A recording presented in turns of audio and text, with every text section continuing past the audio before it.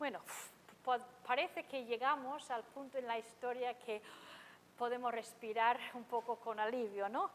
Todo este tiempo es como si estuviéramos manteniendo la respiración, primero para ver si Esther iba a decidir y consentir entrar a ver al rey, y luego ya que decidió, pues como sabemos que esto es tan peligroso y puede significar su muerte, pues estamos así esperando a ver lo que pasa. Todo ahora mismo dependía del humor del rey, y me imagino que todos los ojos van pegados a ese cetro de oro que él iba a extender o no extender, o quizá la espada que iba a cortarle la cabeza. Está Esther a un paso de la muerte, pero ya pasó. Ya sabemos que él le extendió el cetro, encontró favor a sus ojos, y ya pasó el mal momento y podemos volver a respirar. Sí que es un momento de tensión, un momento bastante dramático en la historia. Pero realmente durante estos siguientes capítulos 5, 6 y 7 nos mantiene con un vaivén de emociones y expectativas, porque Esther no entra en la presencia del rey y suelta todo lo que está en su corazón. Eso seguramente lo habría hecho yo, así me hubiera desahogado enseguida, pero ella no. Y nos tiene realmente 3 capítulos en vilo esperando lo que va a pasar, porque invita a Amán a un banquete y luego a otro banquete, y al mismo tiempo sabemos que Amán está haciendo sus planes para matar a Mardoqueo. Así que no es hasta el capítulo 7 que ya Amán es descubierto y al final es colgado sobre la misma horca que él hizo para Mardoqueo. Entonces, esta es la parte que nos toca en esta tarde, cómo se enfrenta Esther a esta situación que tiene por delante, que no es poca cosa. Y vamos a ver la prioridad que tenía ella, luego vamos a ver la perspectiva de ella y vamos a contrastar eso con la perspectiva de Amán, que vamos a ver 2 perspectivas muy, muy diferentes. Luego vamos a ver esa petición que hace al rey, cómo presenta su petición al rey, y finalmente vemos la mano de Dios obrando en toda la historia y los detalles tan pequeños que Dios controla, que es la providencia de Dios. Entonces, en primer lugar, vamos a ver la prioridad que tiene Esther. Por eso leí esos versículos al final del capítulo 4. Dice Esther: ve y reúne a todos los judíos, 4:16, que se hallen en Susa, y ayunad por mí. No comáis ni bebáis en 3 días, noche y día, y yo también con mis doncellas ayunaré igualmente. Y luego, palabra súper importante, entonces entraré a ver al rey, aunque no sea conforme a la ley, y si perezco, que perezca. Esther tiene delante una situación, humanamente hablando, imposible. Es una situación de vida o de muerte, más bien de muerte diría yo, porque en cualquier momento puede perder la vida. Y ella sabe que hace falta mucho más que simplemente su posición como reina para convencer al rey. Ella necesita más que la belleza que tiene, necesita más que cualquier gracia que podría mostrarle al rey. Y por eso pide que ayunen por ella. Ahora, yo sé que no menciona la oración. Sabemos que ni siquiera menciona el nombre de Dios en todo este libro, pero no creo que nos equivocamos mucho, ni nos exageramos si decimos que el ayuno y la oración van juntos, ¿verdad? Porque siempre el ayuno tiene el propósito de volver el corazón a Dios. Y Esther en este momento necesitaba valor, necesitaba sabiduría, necesitaba dirección para enfrentar lo que tenía. Era una situación que sin la intervención de Dios no iba a solucionarse. Y antes de entrar a ver al rey con minúscula, ella tenía que entrar en la presencia del Rey con mayúscula, en la presencia del Señor. Y a lo mejor en esta tarde yo no conozco tu situación, pero a lo mejor estás enfrentándote a una situación que humanamente hablando es desesperada, es imposible. Puede ser algo en la familia, puede ser algo en tu trabajo, puede ser algo personal, incluso de salud. Y tú sabes que sin la intervención de Dios en esta situación no hay solución. ¿Sabes lo que es la prioridad en este momento? Buscar al Señor. No es lo que solemos hacer las mujeres, nos metemos en el problema, nos remangamos. Bueno, hoy no nos vamos a remangar porque no tenemos mangas, pero nos remangamos, nos ponemos a intentar arreglarlo todo como somos nosotras. Y no, primero, la prioridad cuando nos enfrentamos a una situación así es ir al Señor, ir a su presencia, para que Él nos guíe, para que cada cosa que hagamos, cada palabra que digamos, incluso el tiempo que sea el correcto para obrar. La verdad es que hoy en día creo que se habla poco del ayuno. Supongo que es porque a la carne no le gusta lo que es el ayuno, tampoco a la carne le gusta la oración. Lo digo por mí porque realmente no es una cosa que yo he practicado mucho para mi vergüenza. Pero hay situaciones, como dice el Señor Jesús en Marcos 9:29, este género con nada puede salir sino con oración y ayuno. Ahora, por supuesto no hay ningún beneficio espiritual en abstenerse de comida así, porque sí. Físico a lo mejor, nos perdemos algún kilo, y se habla mucho hoy en día del ayuno, si es bueno para el cuerpo, pues bueno, pero espiritual realmente así, ayunar por ayunar no, pero ayunar para buscar al Señor, para dedicar ese tiempo al Señor, sí, para mostrarle al Señor que hay algo más importante que la misma comida. Eso es lo que Dios honra. Y sabemos realmente poco de esto, me incluyo a mí, la verdad. Incluso cuando hemos visto que Dios sí que obra y hemos oído testimonios de unos amigos nuestros muy cercanos que han orado, han ayunado por un hijo que estaba lejos del Señor. Y el Señor honró eso. Y hoy en día ese hijo está sirviendo al Señor. Entonces, cuando nosotros buscamos al Señor como nuestra prioridad, Él contesta. Así que primero busquemos al Señor y también busca ayuda en la oración. Esther pedía que todos se juntaran con ella para ese propósito. Y se supone que había unos 500,000 de judíos en la capital, en Susa, en este momento. Y Dios usó ese momento de crisis, de emergencia, para juntar a esas personas y volver sus corazones al Señor. Porque el problema del pueblo, que iban a ser destruidos, eso era problema de Esther. Y lo que se iba a enfrentar Esther era problema de ellos. Todos estaban juntos en lo mismo. Entonces necesitaban apoyarse los unos a los otros. Entonces, y solo entonces, iba Esther a entrar a hablar con el rey. Entonces, cuando nosotros sabemos que tenemos la dirección de Dios, cuando hemos pasado tiempo con Él, entonces nos podemos remangar. Luego, entonces, podemos entrar en acción, hacer lo que tenemos que hacer, sabiendo que el Señor está con nosotros y el Señor va a bendecir. No va a ser fácil, pero Él se encargará de las consecuencias y de los resultados. Y eso nos lleva a ver qué perspectiva que tenía Esther.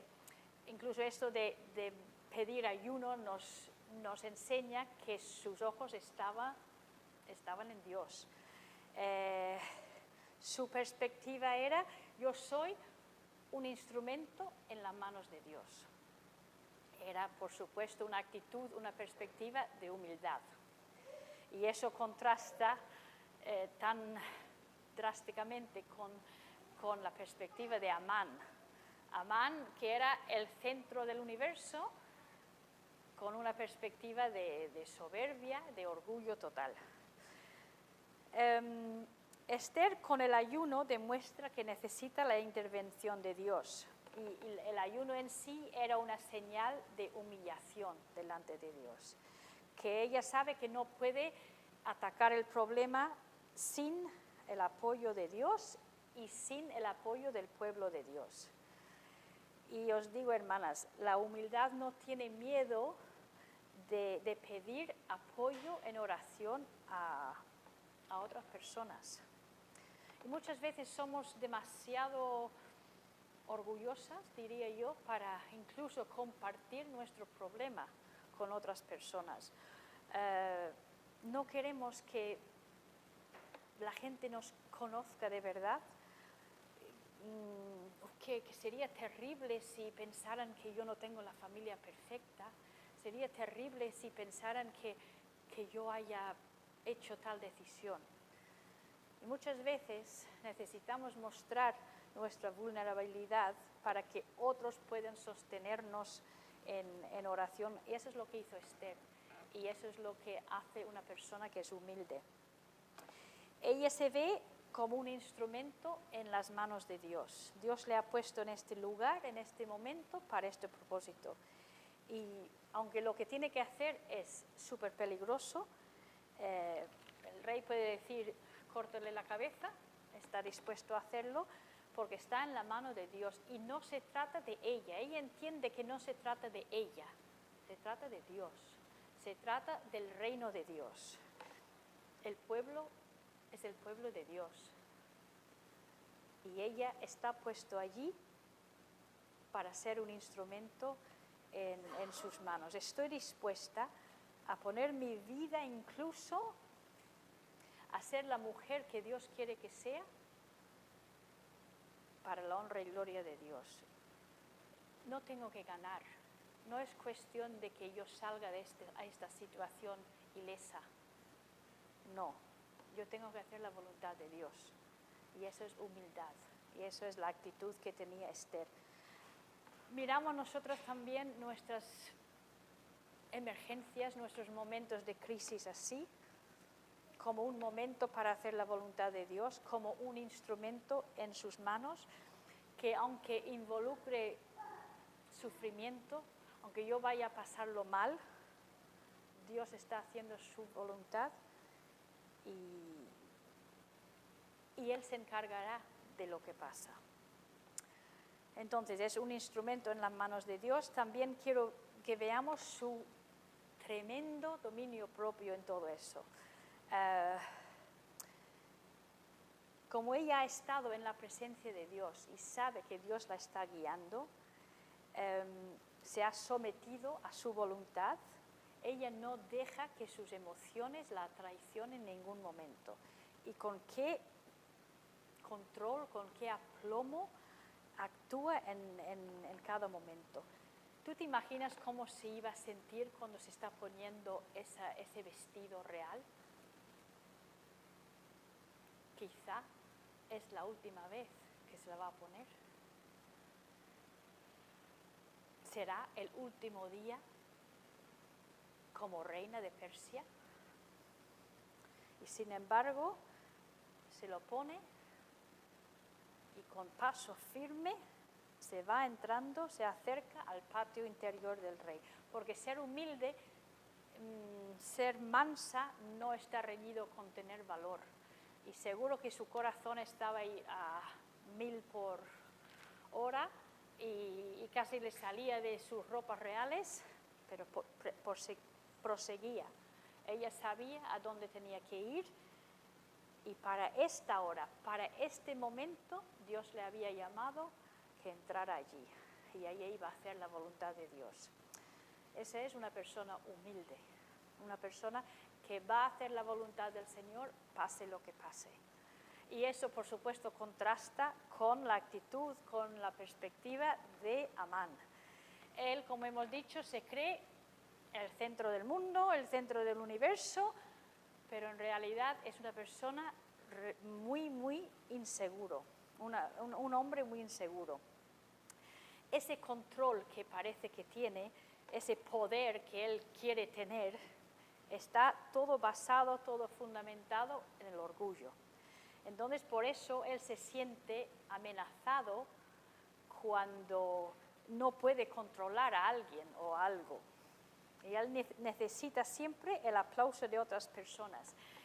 Un texto que demuestra eso es el 5, del 10 al 12, sobre todo cuando se junta su mujer y sus amigos y les refiere la gloria de sus riquezas, la multitud de sus hijos, todas las cosas con que el rey le había engrandecido y con que le había honrado sobre los príncipes y siervos del rey.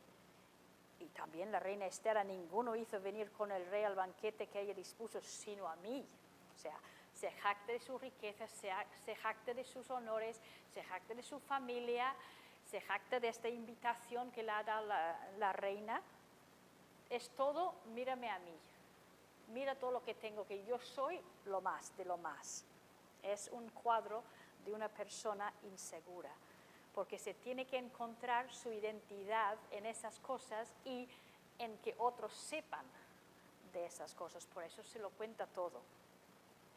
Yo sé que vemos siempre a Amán aquí en la historia como el villano y no queremos identificarnos nunca con él. Pero no nos vendría mal quizá parar y pensar si hay algún rasgo de esos que no nos gusta, por supuesto, pero ¿tenemos algún rasgo de estos en nuestras vidas?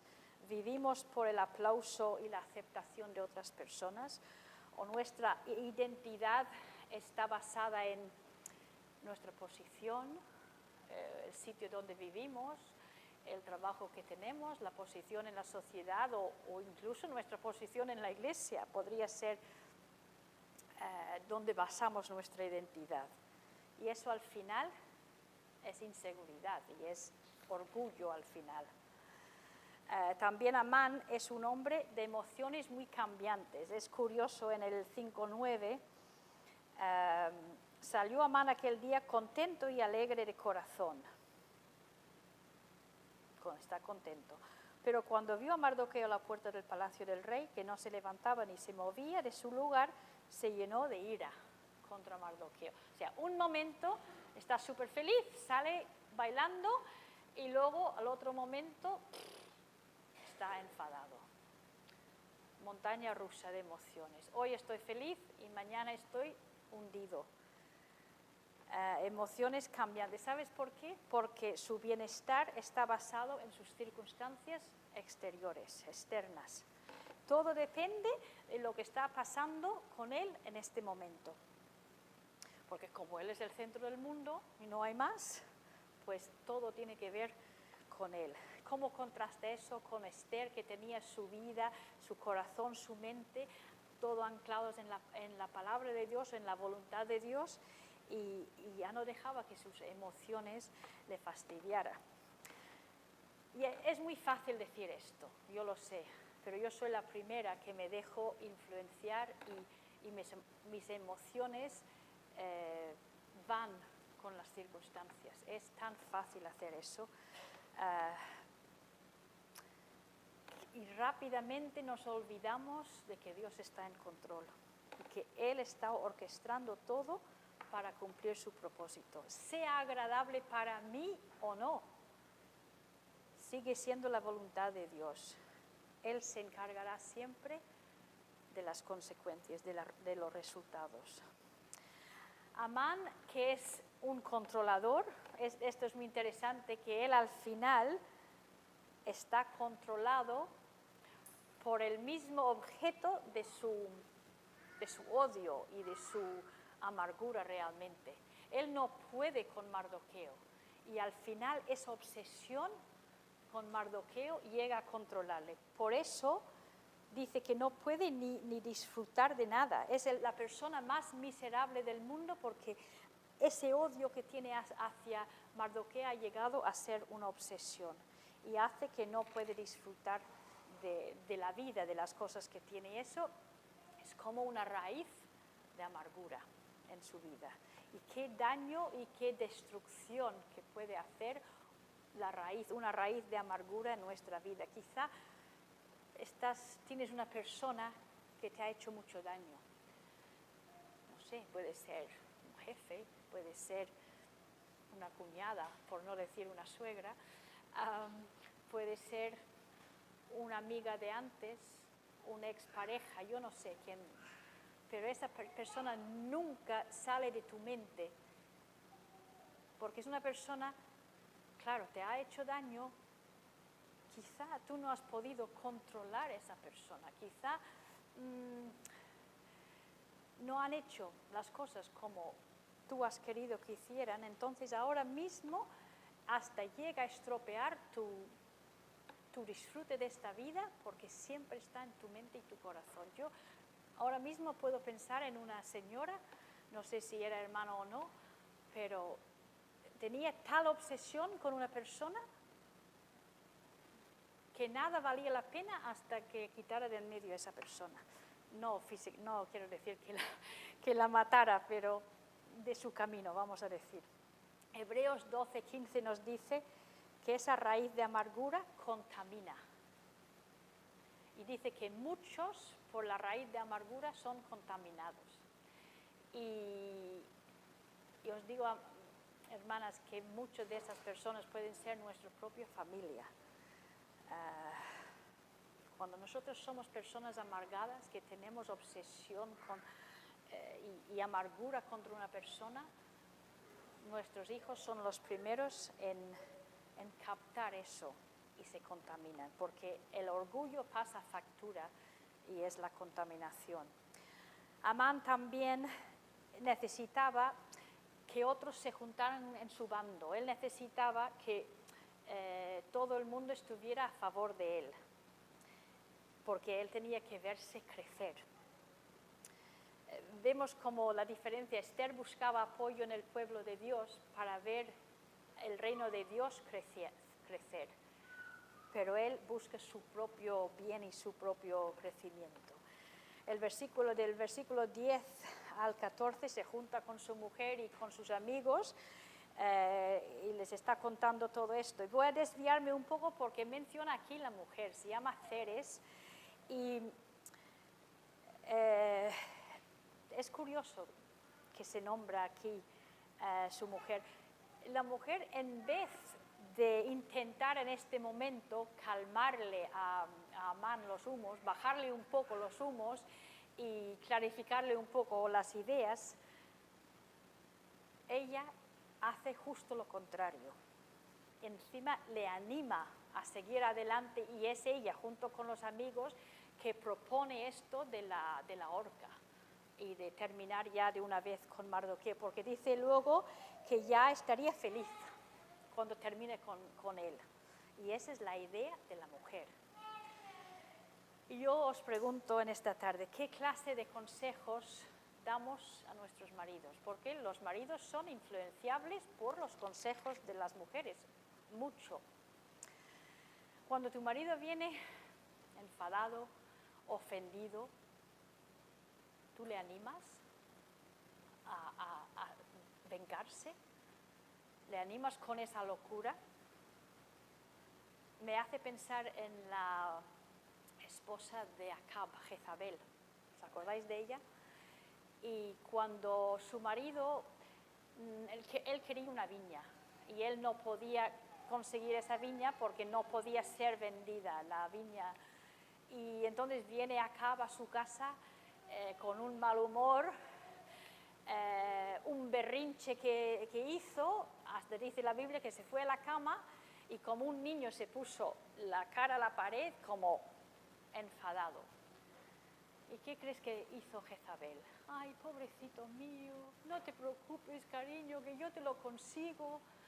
Dame un poco de tiempo y porque tú te lo mereces. Bueno, estoy imaginando un poco, pero ella le animó en su locura, le animó en su venganza, y menudo, porque llegó a hacer un complot para matar a Nabot y poder conseguir la viña. ¿Eres una persona que echa combustible al fuego o por lo contrario, hablas la verdad, con amor, por supuesto, y buscando en oración al Señor y su sabiduría para intentar que tu marido vea más claro las cosas. Y veremos después un poco más cómo hizo esto Esther cuando presentaba su petición al rey. Pero volviendo a Amán y su orgullo, vemos también que tenía mucha ambición en el capítulo 6. No solo es una ambición egoísta, pero también es ciega perdida, porque como él piensa que es el único en este mundo, todo tiene que girar alrededor de él no ve más allá de su nariz. Y en el 6:9, cuando el rey le pregunta, o en el 6 y 7, el rey le pregunta qué se le debe hacer al hombre que el rey quiere honrar. Porque nosotros sabemos que el rey acaba de enterarse de que Mardoqueo denunció un complot para matar al rey, y en todo ese tiempo, quizás 5 años han pasado, y no se le ha hecho ninguna recompensa. Entonces el rey quiere honrar a Mardoqueo, pero el imbécil de Amán piensa que es él. Claro, cuando tú eres el centro del mundo, todo va por ti, tanto lo bueno como lo malo, ¿no? ¿Sabéis esas personas que dicen, ese comentario iba por mí? Claro, porque piensan que es el único en el universo. Y piensa, yo soy esa persona. Entonces él empieza a crear su propia celebración, sus propios honores. Y se va hinchando el globo, y se va hinchando el globo, y él piensa, yo voy a ser el rey.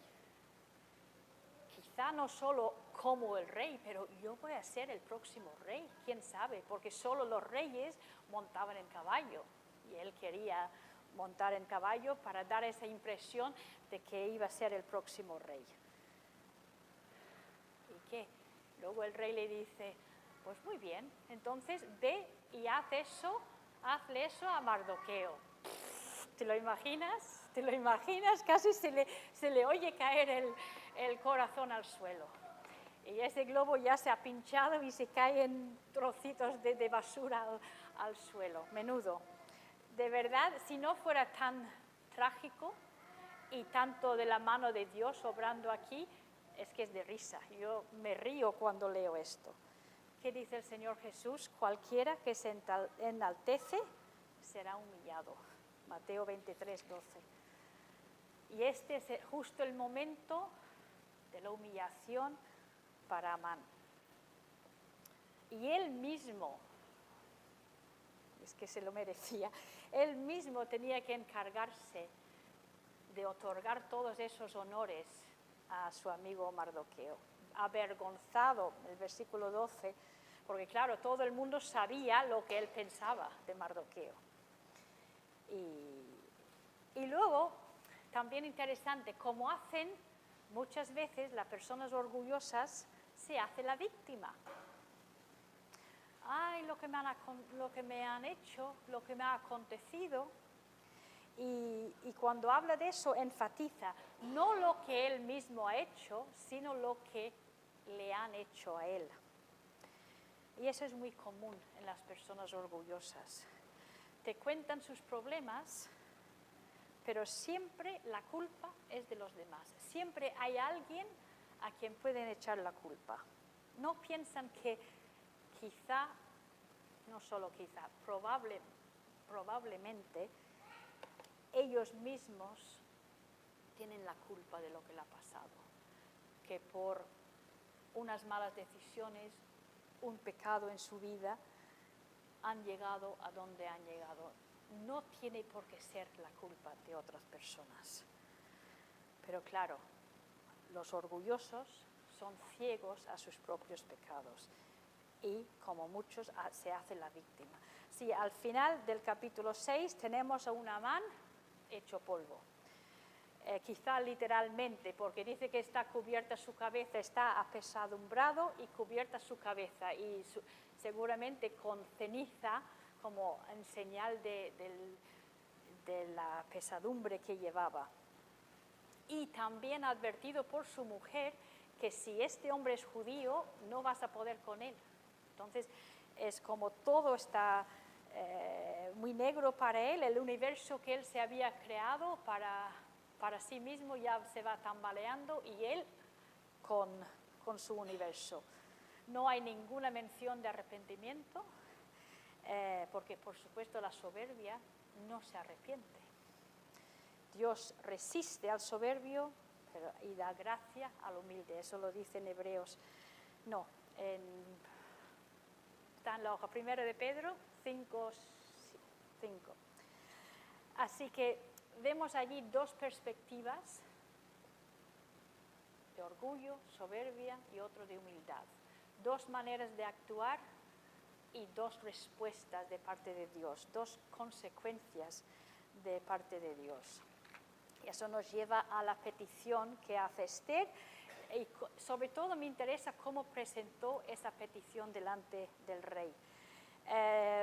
De hecho, una vez que el rey le extiende el cetro y le concede su favor, le hace esa pregunta 3 veces. ¿Cuál es tu petición? Y le dice, hasta la mitad del reino te va a ser otorgado. Lo vemos en 5.3, 5.6 y 7.3, 3 veces. Y nosotros sabemos cuál es la petición de ella, pero no es hasta la tercera vez, en el 7.3, que ella le dice al rey cuál es esa petición. Y nos tiene todo este tiempo a ver cuándo lo va a decir, a ver cuándo lo va a decir. Algunos comentaristas piensan que hasta ahora no ha tenido el valor de decirlo.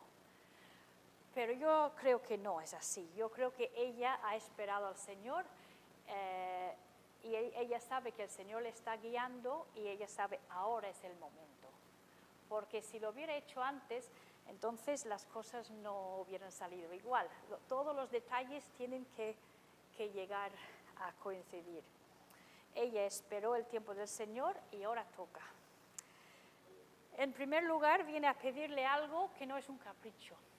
Es algo no solo grave, pero algo que ella está dispuesta, una causa que ella está dispuesta a poner su propia vida. O sea, no es cualquier cosa. Y otra vez vemos el aplomo de esta mujer en todo esto. Es impresionante. Acordaros que es poco más de un adolescente. Es una niña. Y yo digo, cuando leo esto, que tiene más control que todas nosotras juntas. A pesar de todo, a pesar de que está a un paso de la muerte, en ningún momento la ves perder el control. No se pone histérica, no se echa a llorar. Deja que Dios controle cada paso que da. Notar también que habla con respeto al rey. Es su marido, pero también es el rey, y ella se acerca a él como rey. Dice, oh rey, en el versículo 3. No entra y dice, no me lo puedo creer lo que acabas de hacer. ¿Es que eres tonto? ¿Tú no sabes lo que has firmado? ¿Es que no lees lo que firmas? ¿Otra vez has metido la pata? Nada de eso. Nada de falta de respeto. Control y palabras respetuosas en cada momento. También habla con conocimiento. Ella sabe el edicto que se ha promulgado, y lo que ella dice allí en el 7.4, hemos sido vendidos yo y mi pueblo para ser destruidos, para ser muertos y exterminados. Es una cita de ese edicto, o sea que ella sabía de lo que hablaba. No acusa al rey, no ataca al rey, le hace ver la pérdida que sería para él si se mataran todos los judíos. También hace una petición específica, no da rodeos, simplemente pide por su vida y por la vida de su pueblo. No nubla la cosa con quejas de otras cosas, de problemas anteriores. Ella va al grano y pide una sola cosa. Y muy curioso que no menciona a Amán, realmente dirige la conversación hasta que es el rey que le pregunta quién es el culpable. Seguro que si soy yo, le suelto el nombre de Amán en los primeros 5 segundos. No, ella es sabio para esperar hasta que el rey le pregunte a ella. O sea, esta manera de hacer su petición nos enseña muchas cosas en cómo tener enfrentamientos con otras personas y sobre todo personas en liderazgo, en autoridad. Cuando intentamos solucionar un problema, podemos estar en lo cierto, podemos tener toda la razón del mundo, pero nuestra manera de hablar muchas veces lo estropea todo. Y muchas veces entramos a atacar, a acusar, y luego creamos otro conflicto que es mucho más grande que el primero. Y terminamos con 2 problemas no solucionados. En vez de hacerlo de una manera humilde, una manera respetuosa y una manera valiente, con la ayuda del Señor, como hizo Esther, bajo la dirección de Dios. Y Dios le dio favor delante del rey. Dice el apóstol Pablo: sea vuestra palabra siempre con gracia, sazonada con sal, para que sepáis cómo debéis responder a cada uno. Que el Señor nos dé esa sabiduría para saber cómo responder a cada uno. Y en último lugar vemos la mano de Dios de una manera increíble, su providencia. Sabemos que Dios está en control, por lo menos sabemos en teoría que Dios está en control de nuestras vidas. Y sabemos en este libro de Esther, aunque no se menciona el nombre de Dios, Dios dirigía cada paso para el bien de su pueblo. Incluso cuando parece que no, tú lees allí que Amán ya está montando la horca y piensas, si eso lo llega a saber Esther y Mardoqueo en este momento, ¿cómo se sentirían? Hemos orado, hemos ayunado y está toda la cosa peor. Menos mal que no lo sabían. Eso también es la providencia de Dios. Muchas veces el Señor quizá esconde cosas de nuestro conocimiento para nuestro bien y debemos darle las gracias también por eso. Pero hay 2 o 3 detalles en el capítulo 6 que me llaman la atención y puedes leerlo y, bueno, no le prestas mucha atención, pero cuando lo piensas todo, simplemente todo, incluso un rey que no puede dormir, como en el versículo 1, eso es la mano de Dios. El rey no podía dormir.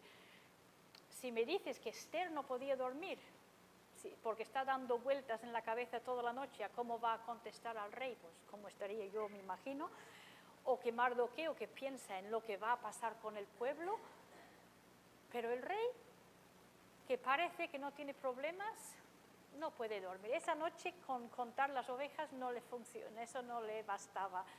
Y tenía que llamar a que le leyeran las crónicas del reino. Es una buena manera de dormir también, es leer. Y si te puede que te lo lean, pues mejor todavía. Otro detalle que no es casualidad. ¿Cómo crees que abren ese libro y lo abren justo en el sitio donde habla de lo que había hecho Mardoqueo? Que él había denunciado ese complot y no se le había hecho nada. O sea, yo me imagino que no era cualquier libro, que tenía muchos sucesos y sin embargo van a parar a eso, porque Dios estaba allí, Dios estaba abriendo el libro. Y luego por la mañana el rey sale y dice, ¿quién está en el patio? ¿Quién iba a estar en el patio? Pues Amán. ¿Era casualidad que Amán estaba en el patio? No, por supuesto, no era casualidad. Claro, él tampoco podía dormir seguramente porque la mujer le había dicho, ve y pide permiso al rey y termina con esto ya. Y estaba allí esperando el permiso para poner en marcha su plan. Pero todo esto es la mano de Dios.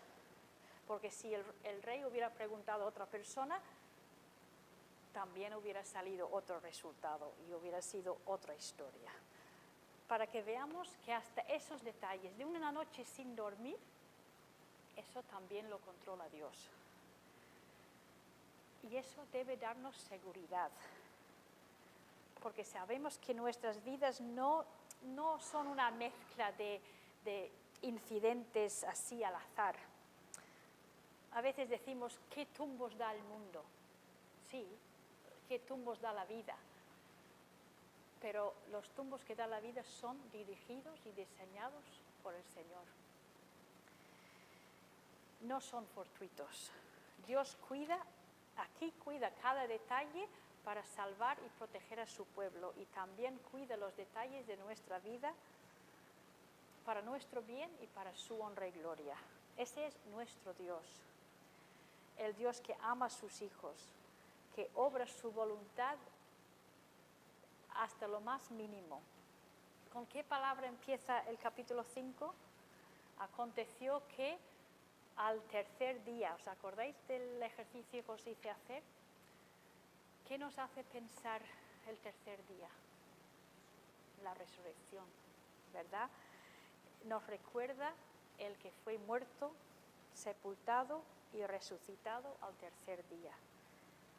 Nos recuerda el costo, el sacrificio que tuvo que hacer el Padre para que nosotros tuviéramos vida, para que nosotros pudiéramos ser sus hijos, su pueblo.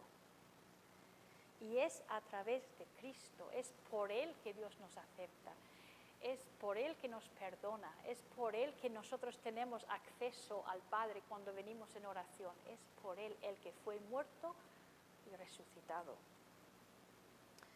Y es por Él que el Señor obra en nuestra vida cada día hasta que aquel día que nos lleve a su presencia. Pero mientras tanto, pongamos nuestros ojos en Él. Sigamos su ejemplo. Él, desde luego, que es el ejemplo con mayúscula de humildad. La humildad de Esther es solo un pequeño reflejo de la humildad de Cristo. Él es el manso por excelencia, el que nunca perdió el control, incluso cuando le acusaban falsamente. Sigamos también su ejemplo en la oración, el que pasaba noches en vela con su Padre para tener esa comunión con su Padre y para conocer su voluntad. Y él que decía, mi comida es hacer la voluntad del que me envió y terminar su obra. Él que estuvo dispuesto a poner su misma vida por nosotros. A este sigamos, a Él pongamos nuestros ojos en Él. Aunque no entendamos muchas cosas que está pasando en nuestra vida quizá, pero una cosa sí que sabemos, que el que murió y resucitó por nosotros es el que nos va a llevar un día para estar con Él cuando le vayamos a ver cara a cara ya. Entonces sí que entenderemos todos los caminos por donde nos ha llevado. Así que esa es nuestra confianza y pongamos los ojos siempre en el Señor. Vamos a orar.